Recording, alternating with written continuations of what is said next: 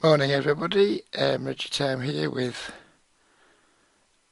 the second video in my mini-series RegiTime versus Pokerstars, and for the alert amongst yous, you will have instantly noticed that I'm actually playing 888. I am doing this to hopefully show the contrast between 5 stars, which was my first video, and now 888. My third video is going to be 10 stars, and my fourth video is going to be 10 888. Hopefully it will demonstrate the difference between playing on 888 and Pokerstars. And here on table 1, first difference straight away, probably the first time we played, we're seeing a limp.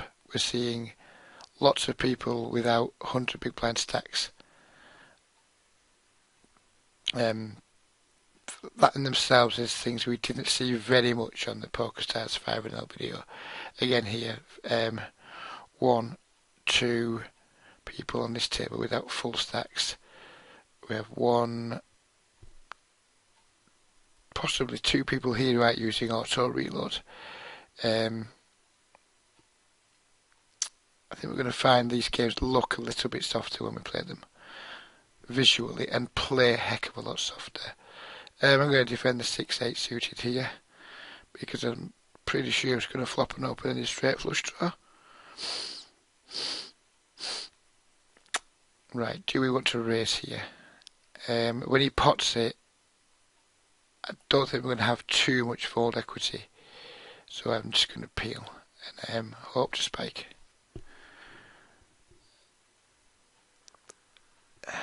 Now the question here is, we're going to 3-bet the ace king on the table 2. Is do I check here to go for a check raise, thinking he may bluff this scare card, the ace, or do I bet, worried that he might check back at something like 2 queens or something? I think I'm going to go for the check raise,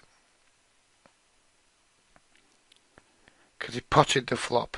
I think it's just way more likely he's going to have a strong hand. We could be beat here by a bigger flush when he pots it again. Is there any value in making a small raise here? I think there probably is. The danger here is if he has got 2 kings, we like a king of spades, or this is a single spade hand, we are going to give him a decent enough price to suck out on us by just calling. But no, I think the check raise, a small check raise, is going to be fine. In games where I don't expect people to be making too many hero folds. So things I'm going to be looking for in these games and hoping to point out that's different to Pokerstars is just it's just how much softer the games are going to be played. Remember the Pokerstars video, we almost never saw people limp into pots. I don't think we ever saw more than one person limp into a pot. I think we're going to see that in straight. It's the second time we've seen a limp. I'm going to try and keep count of the amount of limps that we've seen. It's a second limp already. I'm going to isolate here with my 2 5s. We're going to be looking for players who aren't fully stacked, which at this table we're seeing 1, 2, 3 players, 4, 5. 5 players across 2 tables playing not fully stacked, almost certainly indicating that they're going to be non-regulars. If you remember in the Pokerstars 5-0 video, we didn't spot too many players who we thought were non-regulars, or at least not too weak. Again, 2 limpers here. I'm just going to complete the king 10.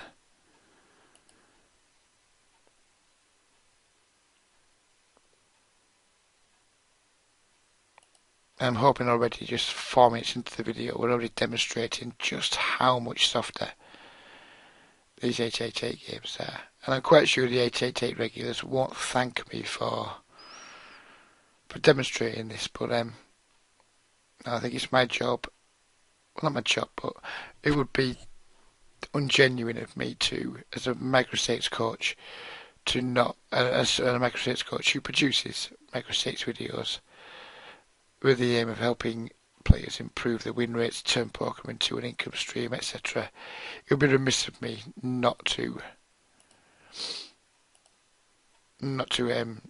highlight what, in my opinion, is a pretty stark gap between the two. These are exactly the same limits, and the games, they're like chalk and cheese. They really are. So apologies to any 888 regulars who are watching this, because this may drive a little bit. I mean, I don't think I have very much influence at all, but it may drive a little bit more traffic to your games.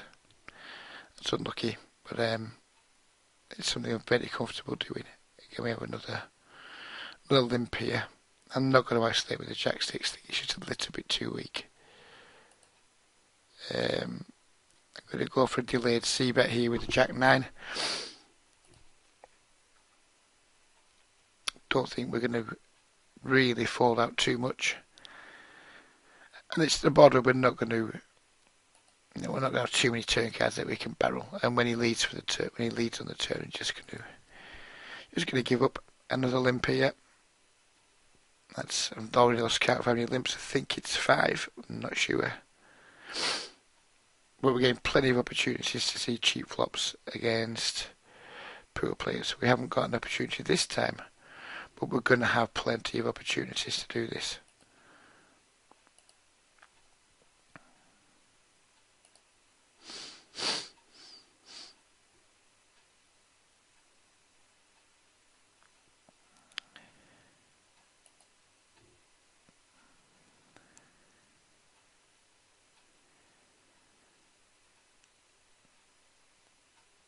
So we've now been 3 bets.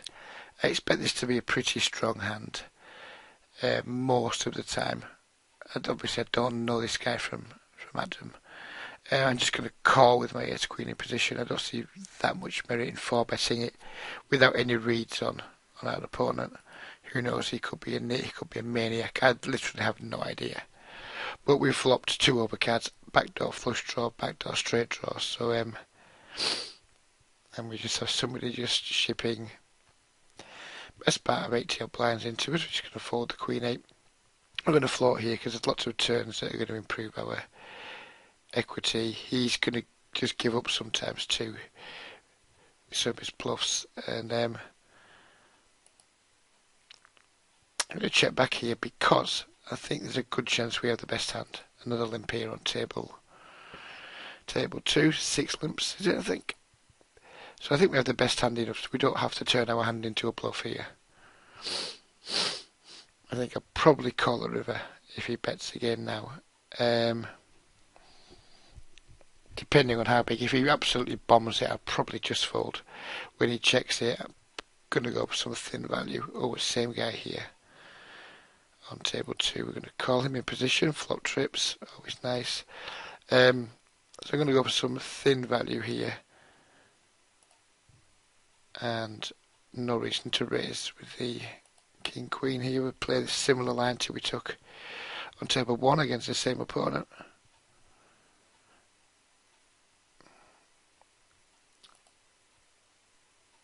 We're going to start betting our trip queens. We don't want to allow him to see a free river if he's just got a single heart type hand again, or if he has the 2 10s, something like that with a heart, or who knows what. There's plenty of value we can get there. He leads the river, which is quite interesting. He leads the river. I mean, I don't think we can fold here, but I don't think we can raise either. I think we're going to be beat a decent amount, but we're getting over 3 to 1 on a call, so I think calling's going to be fine. And we did win against 2 kings. Not sure about his river bet there. I think his river bet, he's just blocking, obviously. He's trying to stop me betting a larger amount. Yeah, his line's quite interesting there. Don't think I like it, but I don't think I hate it either. Because he doesn't really want me to check back there with a hand that is somehow behind, but still has sort of showdown value. So Yeah, it's not as interesting. Very interesting. Because of the hand on table 2, I don't actually remember if he called me on table 1, so let's just have a very quick look. He didn't call me on table 1.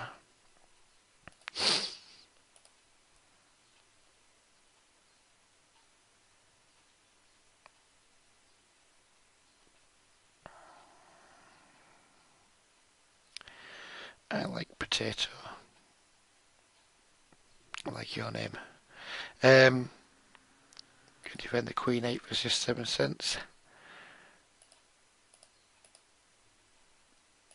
Going to see bet the 5-8-5 board because I think he can have lots of hands here that have maybe 25 to 30% equity against me that's maybe never going to bluff.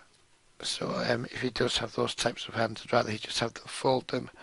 Once he just check call, I'm just going to try to spike on the river. I'm pretty much giving up. Not going to value bet my 8 on the turn here. I think it's too thin. Probably not going to check call either, unless he makes it really small. Yeah, just folding here.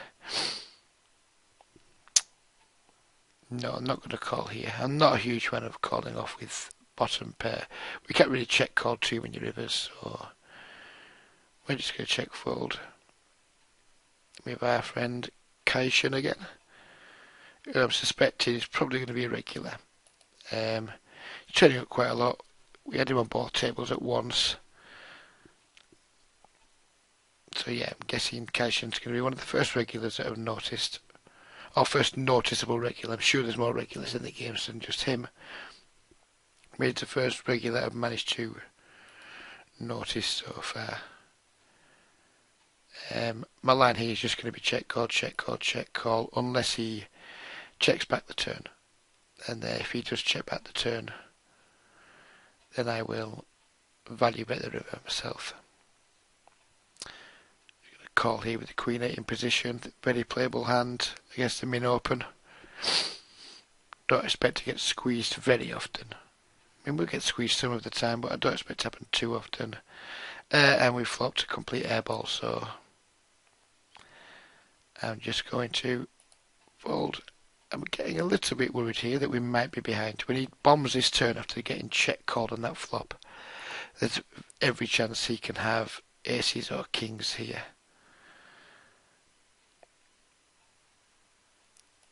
Then may, if he absolutely blasts the river, I may just check fold, but he didn't. He had ace queen, possibly the only other value hand that he can have there that I'm not losing to. Juliet now, we've seen this player limp twice already, and now with min raised under the gun. He's going to fold the jack 10, but I mentioned it just because the player has limped twice, so now he's min raised under the gun. It possibly means something different. Well, it almost certainly does. Unfortunately, we don't get to see what difference it makes because we haven't been to showdown with that player in either a limped pot or a pot where that player's raised. But that's something that I would absolutely be looking to try and exploit if this was my regular game. I'd be looking at Juliet now. I'd be looking at hands that this guy was playing because I've seen him popping up quite often, and I'd be looking to try and see some of his showdown hands. Just try and figure out quickly what's going on with him.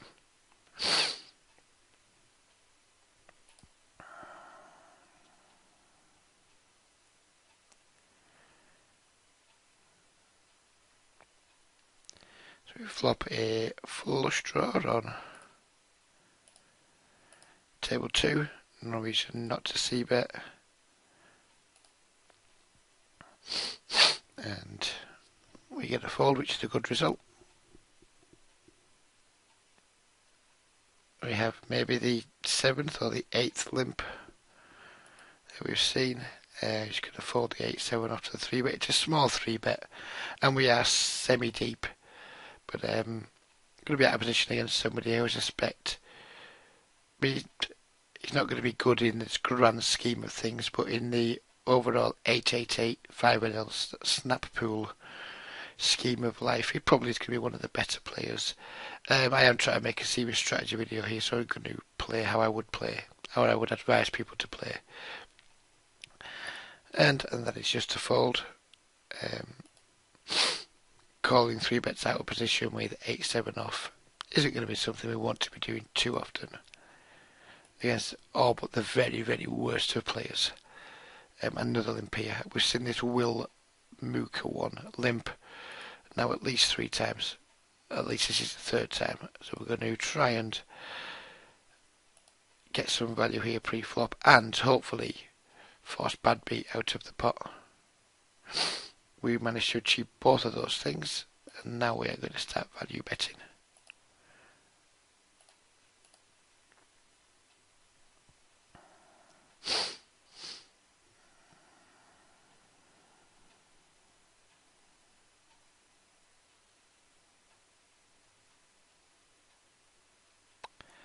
King 10 off wouldn't normally be in my middle position opening range, but we have one player with a very fishy looking stack size in the big blind, and we have another guy here in the small blind, JGQ, who may also be poor. I mean, 3-bet by Will Mooker. We've already identified someone who likes to limp a lot, so I'm quite nervous already, but clearly we can't fold because we're getting such an awesome price. A flop top pair, I'm going to continue with extreme caution for the time being because I still think we could be in jail to Will Mooker here. If he's 3-betting for value pre-flop, we haven't really jumped ahead of too much of his range here. And against his c-betting range, I mean, he's not always going to c-bet 2 jacks here, for example. So I already don't like this spot too much, but having said that, I'm not about to fold top pair good kicker, or top pair, in a 3-bet pot to a player who I suspect's probably bad. Here we're going to call with the 2 9s. We're going to look to try and get money in on some flops. This wouldn't be one of them. I'm just going to check for the King 10 here on table 1. Just to note here, I'm not just set mining here against Murzvika, whatever his name is. I'm not just set mining against him. There are some flops that I'm going to be prepared to call down on, etc. This just wasn't one of them. We've rivered 2 pair. I'm going to go for a bet fold here of around 3/5 spot. And we pick up the pot, which is a nice result.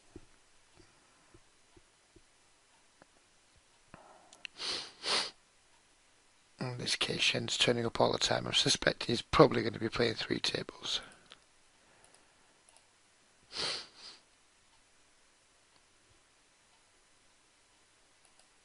But again, just for those who've watched the first video and now watching this video, I've already talked way more about the hands that have been playing in this video than the last video, and that's just because, quite simply, we're getting more action. In the last video, there's not that much happening time and again.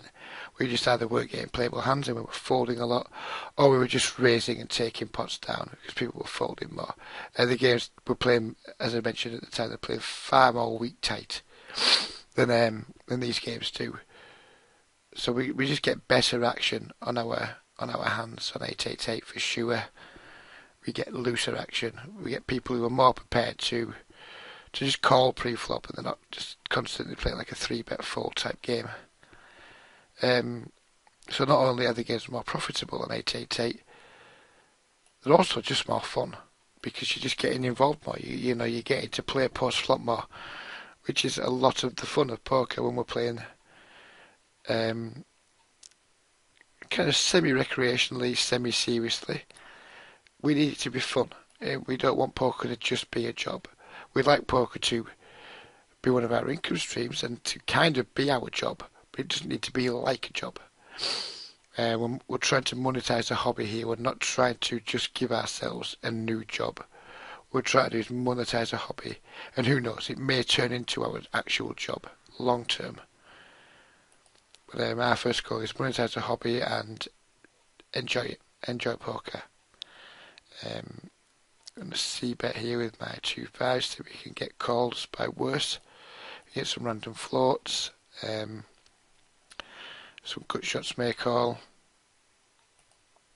3x might call. Pocket 4s. There's plenty of value we can get. And for the same reason, I'm just going to bet small on the turn again for very thin value. And this is really quite thin. I think I'd just rather bet the turn there for some thin value than check back and then call the river. I think betting there's a better line than calling. We're just going to play some more potification because it's been interesting so far. As we're making for an interesting video, I think we're already starting to develop a little bit of a dynamic with him. We're probably getting in his nerves a little bit by now, I would imagine. Isolate with the ace-10. So here we flopped all sorts of backdoor draws. So I'm just going to float because I haven't seen Kaisha not c-bet yet. So I suspect he maybe c-bets too much. So we're going to float and we're going to look to try and take it away on some turns when he checks. Or we're going to hope he turns some equity sometimes and be able to continue when he makes that size. Bearing in mind how he played his kings earlier.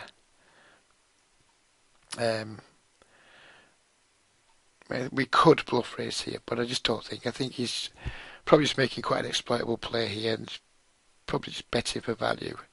Don't think he's going to fall to a raise. I think he's chose quite a poor size in there. Against me, somebody who is getting his way a little bit, who probably knows he's a regular, or might suspect he's a regular. He shouldn't really be making that size too often in the turn. But he didn't do that with his kings. He hasn't done that with some of his other hands. He seems dreadfully unbalanced there. Probably leaning heavily towards value hands. So I'm just not going to give him action. It would have been interesting what I would have done there on a club or on a card that gave me an open ender. But no, when we just we pick up his gut shot and nothing else. I think we have a really easy fold there. But I think our flop plan was fine.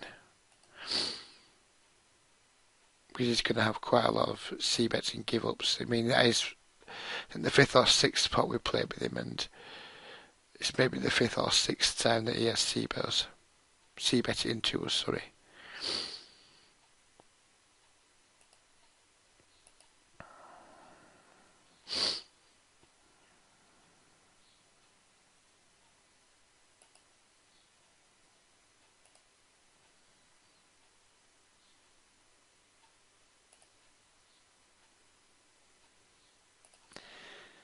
Yep, so we are just going through a quiet point in the video. Whilst we are in this quiet point, I would like to point out that I am a microstates coach. I charge $35 per hour. Those rates can be negotiable depending on if you're wanting one session or multiple sessions. I'm certainly prepared to negotiate if you're wanting more than one session. It's probably not negotiable just for one session.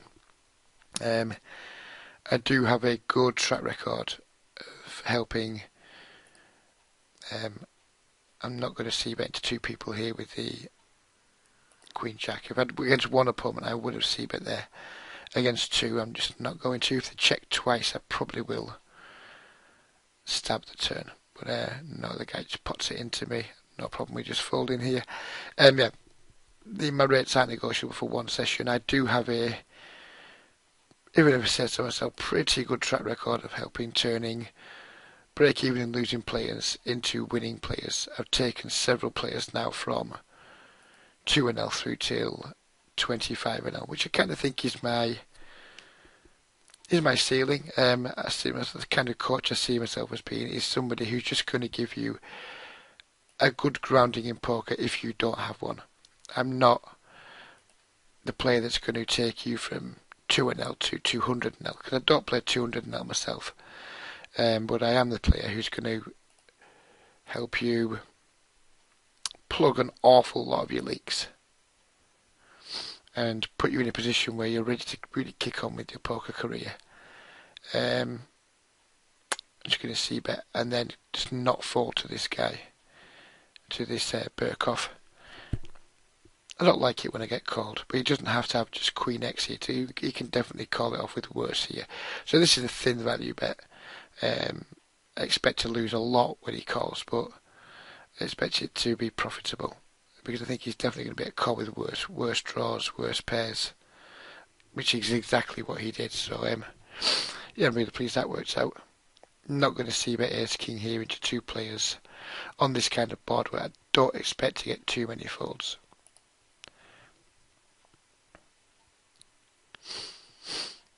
And again, we're just going to fold when someone donks pot into us on the turn.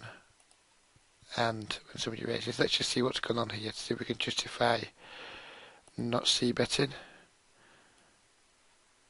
And that's really quite surprising. Wilmuka pots and folds the turn there. Here I have no idea what this guy's range is, but I'm just going to go for a pretty exploitable 3-bet just to isolate him.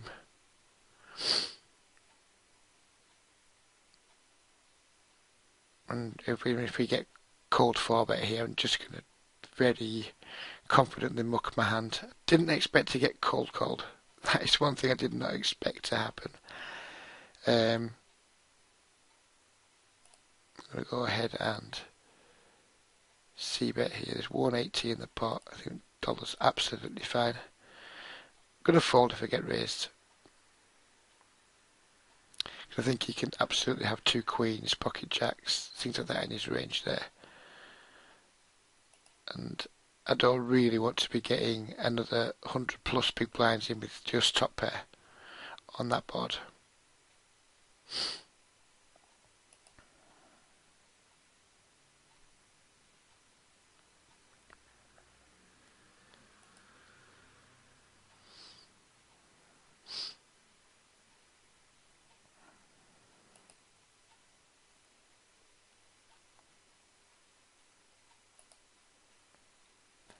One thing I will say about these 888 games, they do seem a little bit slower.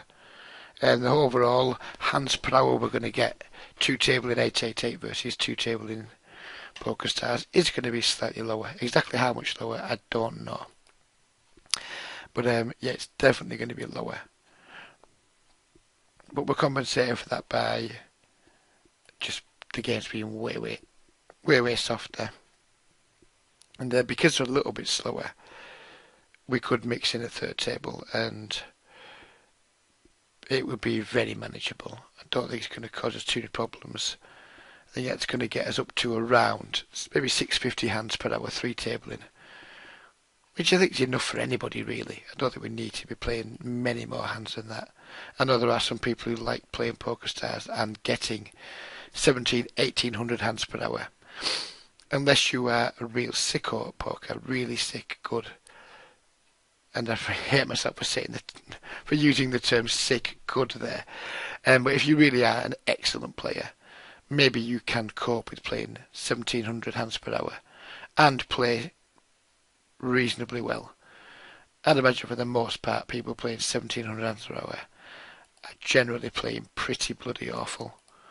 Yeah, they may be turning a profit, but they're going to be turning a profit at 2 big blinds. Good for you.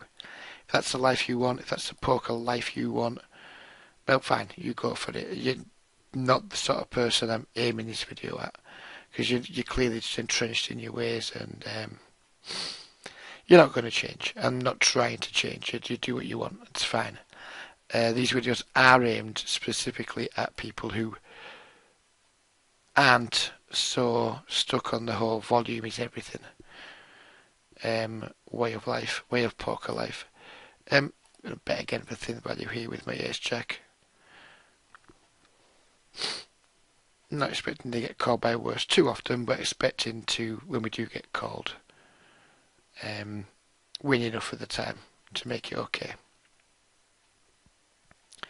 Yeah, the feedback I got from my first video was mainly from players who felt a little bit under attack for the way they approached poker with the video.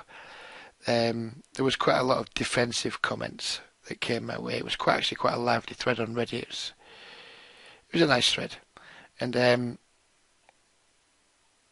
yeah, there was an awful lot of defensive comments from people who clearly felt like I was attacking their strategy. I'm not saying it's a bad strategy because, I mean, clearly there's enough people there that are turning a profit doing it. I'm just contending that, in my opinion, it's far from optimal. But yeah, the players who are doing it and are winning at, say, 2-3 big blinds per 100, they're not really the people I'm targeting, even though I do think that they would do better by changing their methods long term. They would do a lot better.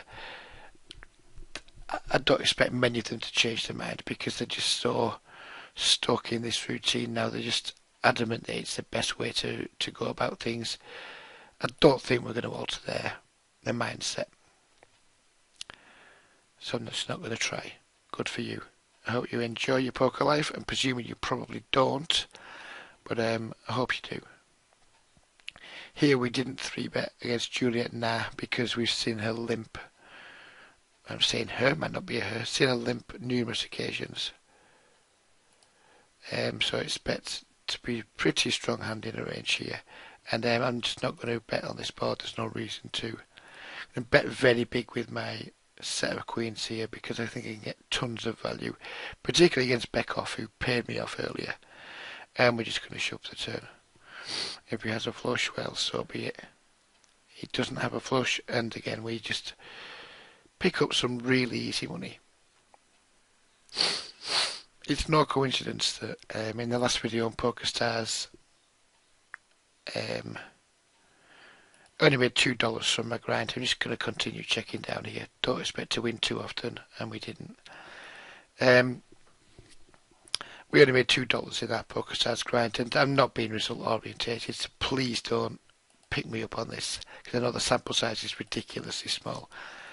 But we've already got almost 200 blind stacks across 2 tables.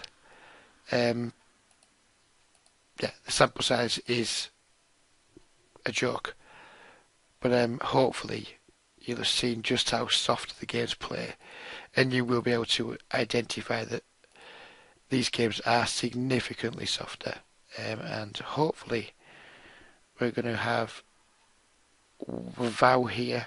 We're going to catch him with a jack, with an 8 or a jack, and we're just going to go for the overbet shove and just hope he doesn't fold. And he did, unfortunately, which is a shame.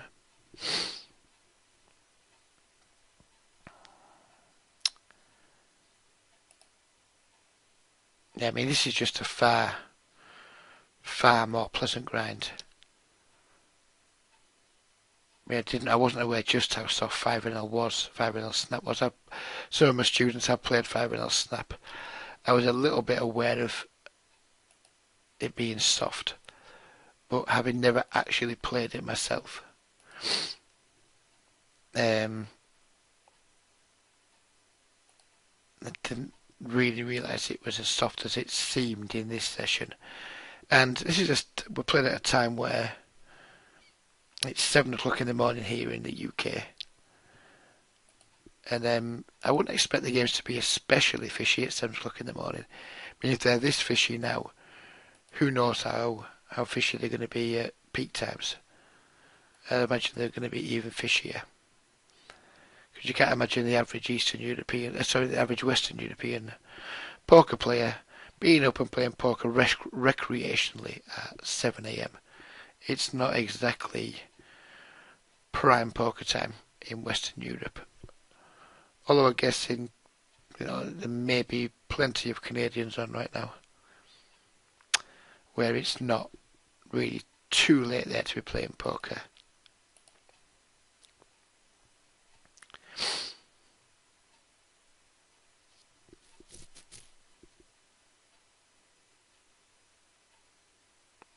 I've lost count on the limps now. That's another limp there. But we must have seen at least 12 to 15 limps in 34 minutes, which is significantly more than we saw on Pokerstars. Who knows? It's probably more. Probably maybe 20 or 30. I mean, there's just been an absolute avalanche of limps. these games are good, guys. If you are 5-0 stars in it, and you are just winning, if you are 4 table in 5-0 on stars, just go with 3 table 5-0 on Pokerstars and just probably treble your hourly, if not more. And if you haven't got an 888 account, you also get a nice deposit bonus. Wow. I think stacking off here would be horrendous. So I'm not going to do it. But it's interesting. We are going to fold and watch and hope somebody calls. Yeah, here we go. 4 deuce there. 888, ladies and gentlemen. Someone just jamming 150 blinds. Pre-o with 2 limpers with ace queen. And getting snapped by the 4 deuce. I'm sure that does happen on Pokerstars some of the time, but it sure as hell didn't happen last time when we played that video, and it sure as hell won't happen as often as it does on 888.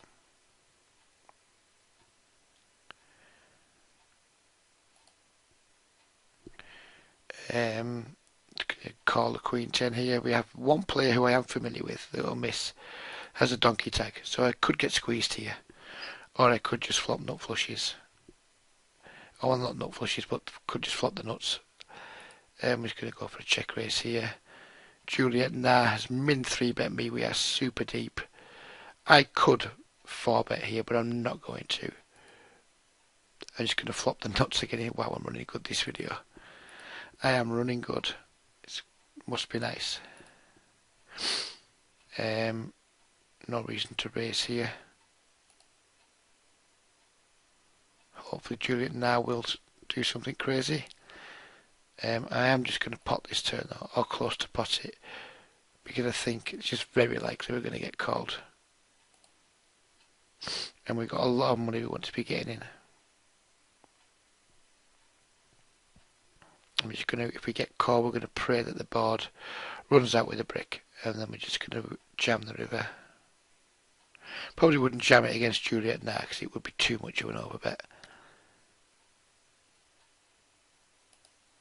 I'd be surprised if we get 2 folds here.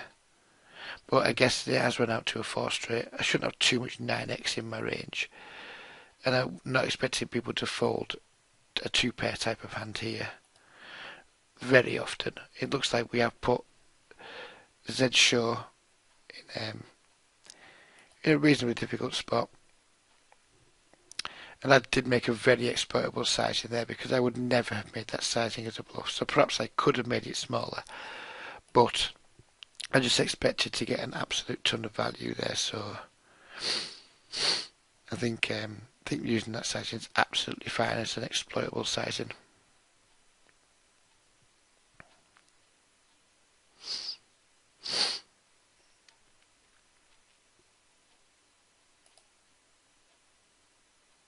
So we've been limp re-raised here. I mean, I could just 3-bet get it in, but I think I'm not going to do that against too much of a good range. So we're just going to call and keep his range a little bit wider. If he bombs it here, I'm just going to fold. And I have no problem with that. It's probably just a really bad player just overplaying aces or kings or something there.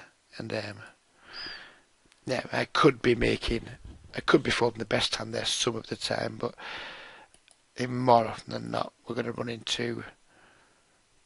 into a hand that has the cure for ace king.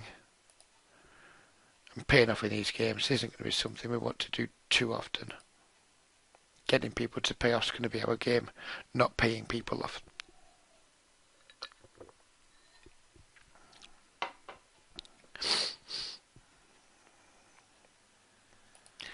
But we are coming up to around 40 minutes now in the video. I do hope that that I have demonstrated the difference between the 2 limits. Fair enough, I accept the sample size is a joke. We've only played around 40 minutes on each site. But I think the difference has been that stark that I think it does validate the points that I made in the first video and in this video. But we'll see if that carries on at 10 and on the next 2 videos that I make. And if you haven't watched the first video, if you didn't watch the Pokerstars one, I would urge you to go back and watch it. Two backdoors here, but Lex's stack size isn't that good for us to be making too many light floats, so we're just going to fold. We're donked into here, two overcards, backdoor straight draw. I'm just going to raise. And if he 3-bets, we have a super easy fold. If he calls, I would have barreled a 10, a queen, a king, or an ace. I'm not going to barrel the 9. I don't think we pick up enough fold equity on the 9. We do make half of our backdoor straight draw, but I don't think we have enough fold equity to just bet.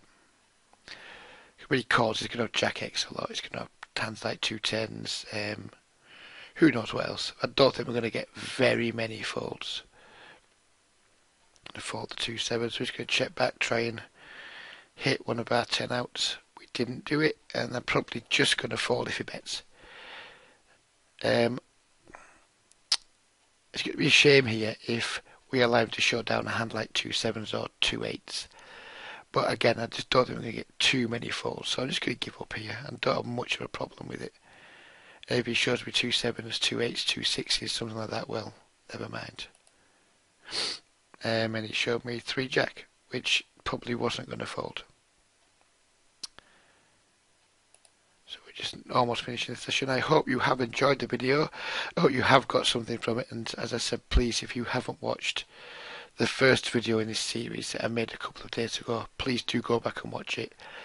I think you'll definitely see a huge contrast between both videos in terms of just how the games play. So yes, I hope you enjoyed it, and please do subscribe to my channel. If you want some coaching, please do ask. But until the next time, be lucky and take care.